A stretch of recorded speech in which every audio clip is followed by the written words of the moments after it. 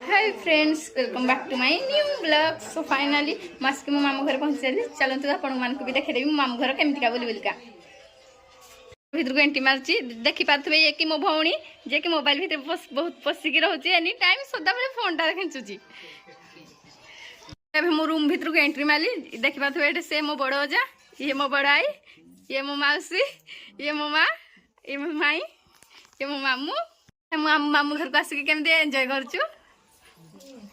Music ना ना चल के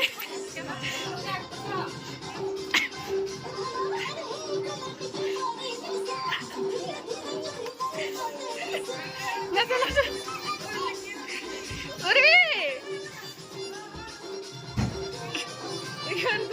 एट समस्त केमती फुल एंजॉय करजंती।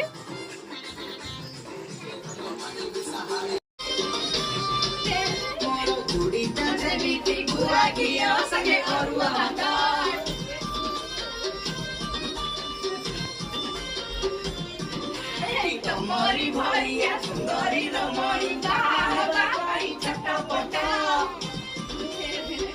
बंद करेगी क्या ना सगे मोर जुड़ी जनिति गुआ गिया सगे अरुआ भागा तमरी भैया सुंदरी रमणी गाइस देखि बात में हम एंजॉय कर साला पर एठी केमती बसिचू। लाइक कमेंट शेयर सब्सक्राइब करबे भूलिबा नाही। नमस्कार, जय जगन्नाथ।